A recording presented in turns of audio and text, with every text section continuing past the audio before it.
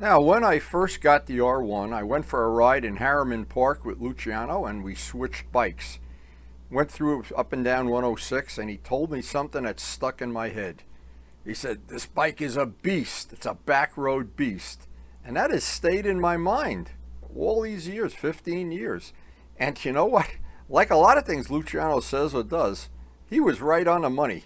It is truly a beast. Just another one of those very special days, and we are going to get out on the R1. I'm not going to spend one extra minute wasting time. It is such a beautiful day. Now, a cross-plane R1 can be a lot of things to a lot of people. Many people have just taken a bike just like this and made it a track-only bike, and it excels at that, and the cross-plane engine is one reason why. And just ask Josh Hayes about that, or Valentino Rossi. But anyway, all beside the point. I'm not either one of those guys. I want to ride on the back roads, and I have made adjustments to the suspension on this and put on the Pirelli Angel tires, which hopefully are going to last a little longer than the tires we had on before, and it looks like that might happen. And I have farm chores to take care of, so I want to take care of feeding the fish. I want to make sure Karen's all set. She's cooking away, and if the fish aren't fed, nothing good happens, and then I feel bad about not feeding them on time. But I do have my daily routine, and it seems like it never changes, but it has served me well over the years. I have had a minimum amount of issues with the bike out on the open road, and I know people have had a lot more and a lot worse ones, and without mentioning any names. We don't want to mention any names. I don't want to be part of that anymore. I never want to break down on the road.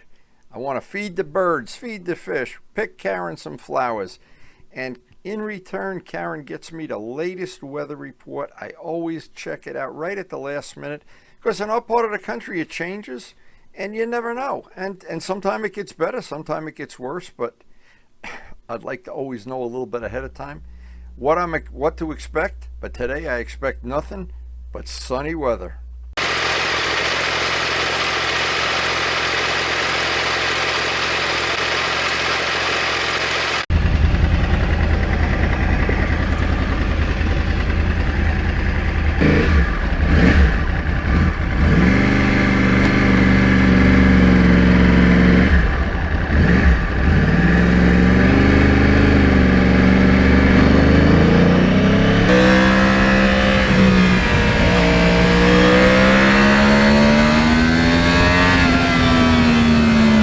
Anytime you try to take a bike that's basically made for the track and use it for something other than a racetrack, in this case I want to use it where I ride. It's basically all back roads.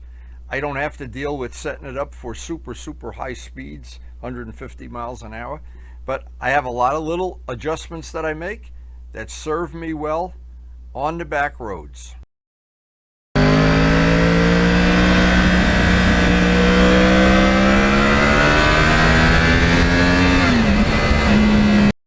And one of the things I learned from the FZR when I would use it on the track and then try to ride on the street with the track day tires, the rubber in the track day tires never really got warm enough that you had the full maximum grip. They actually were slipperier than these tires that are on here now, the Angels. And I don't know about these Angels.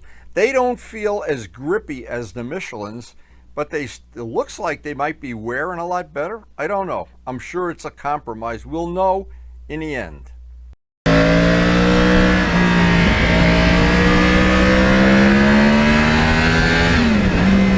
And it took me a lot of years to learn that having a suspension rock hard like you would have if you were going to a Millville or Pocono, track day suspension on these back roads with bumps and wet spots and leaves, not a real good choice.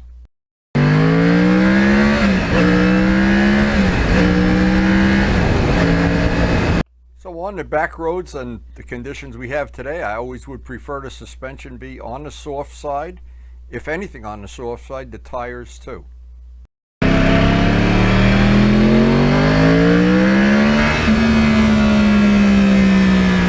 And there's always that sweet spot between having the suspension too rough for back roads or having it too soft on the track. And there's always a lot of tuning going on. Luckily, the R1 suspension is infinitely adjustable, and really, I think it's really good anyway. It serves my purposes, and very easy to adjust, even when you're out on the open road with an Allen wrench.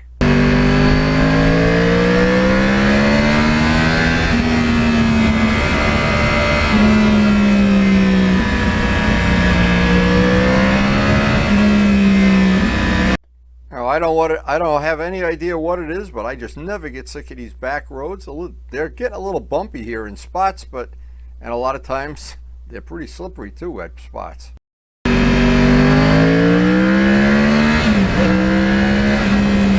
Now, of all the bikes in my collection, this is really the only true super bike. The FZR might or might not be a super bike, I'm not sure. But I have learned a lot from every one of the bikes, but from this bike, with so much horsepower available, it's really, really important that you get it to the ground and that you don't start sliding around. Now, if I had all those safety features like a more modern bike would have, yeah, you could be a little sloppier. But this bike forces you to get everything right from the get-go, or what happens is you just get step outs every time you get on the gas. And I'm not so sure, again, that if you experiment infinitely like I do, I'm always experimenting. I always have the screwdriver and the Allen wrench in my pocket, right in my that box under the radar detector. And if I feel something's a little too stiff or too soft, the next time I stop to take pictures, I just give it a couple of clicks in or a couple of clicks out. Very easy to do.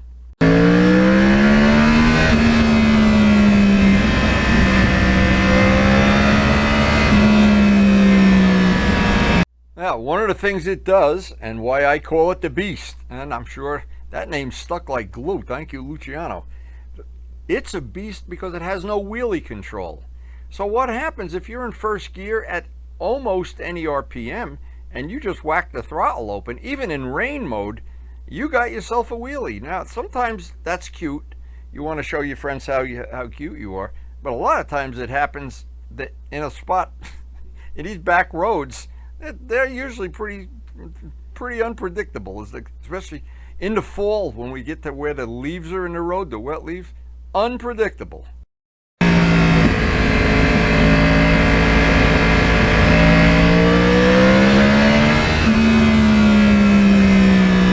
Now, but the one good feature that this R1 has, even an old one like this, the 09, it has ride modes, and the rain mode is really good if you know the roads are slippery. An example, right after they've been salted, you go out on a cold day, or you're on a day that you're not going to be able to keep the tires warm. You know it's cold when it gets below 40 degrees, everything gets a little tentative. But if you know that ahead of time, once you know ahead of time, like in the winter, you don't make the suspension stiffer, you make it softer. In the summer, you make it a little stiffer, not softer. Same thing with tire pressure. Once you know the basic rules, you're good to go.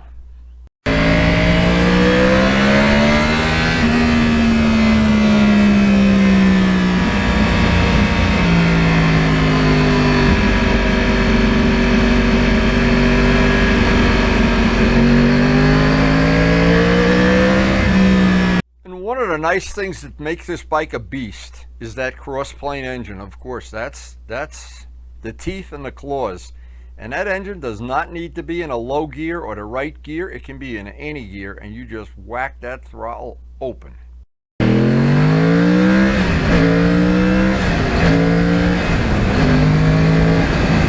And smaller displacement bikes, if you have an R6, you better be in the right gear. An RD, you better be in the right gear. This bike, you can be in any gear, and that is just such a convenient feature to have, and it adds to that feeling that you're sitting on a beast, that no matter what, you just give them the spurs and it's time to go.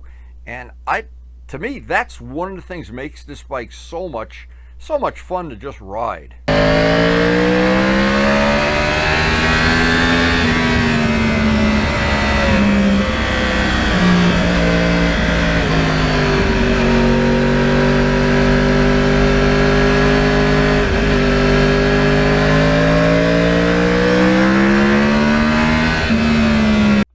The back roads are especially nice in summer days, and summer when the temperature is really hot. It's like walking into an air-conditioned room to get in that shade.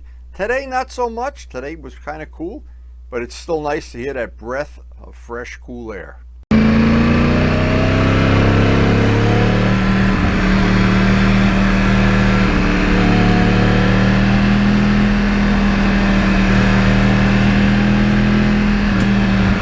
And I always laugh about this, but this bike will go 90 miles an hour in first gear at full RPM at 13.7. It red lines at 13.7. I never get near that. You don't have to. Not on the back roads. You can just basically relax and be in any gear you want.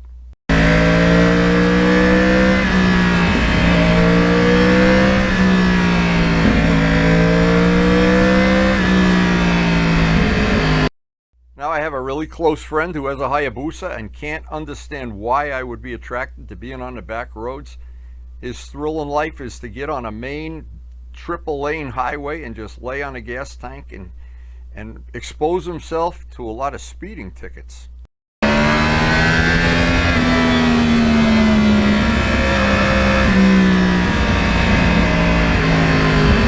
And for me, the combination of a quiet exhaust, a radar detector, and knowing the roads a little bit, knowing where the places you would normally get a ticket, well, when you're on Route 80, and I go on Route 80 every day it moves. It's like hitting a moving target. But back roads, you're just a little bit safer anyway.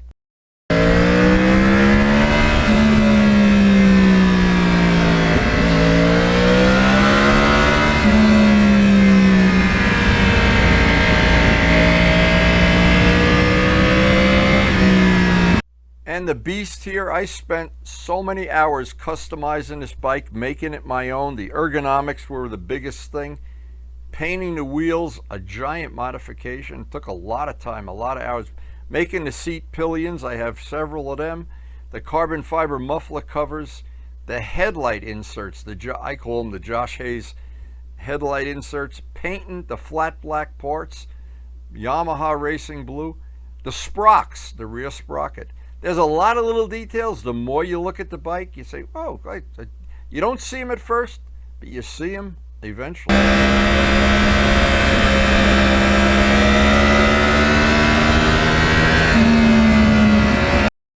And of course, listening to that cross-plane music for hour after hour, it's mesmerizing. Backing off the gas, any gear, it's just wonderful listening to it.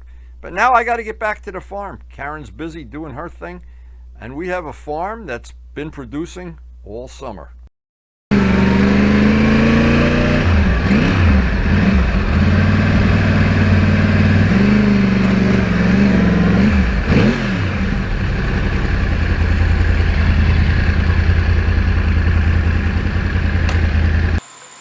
Well, this was just a beautiful ride. Oh, I see Karen's coming out. Beautiful ride. Hey, baby. Time for some coffee on the porch, baby. After a ride like this, nice cup of iced coffee. Hey, hope you enjoyed sharing this ride with us.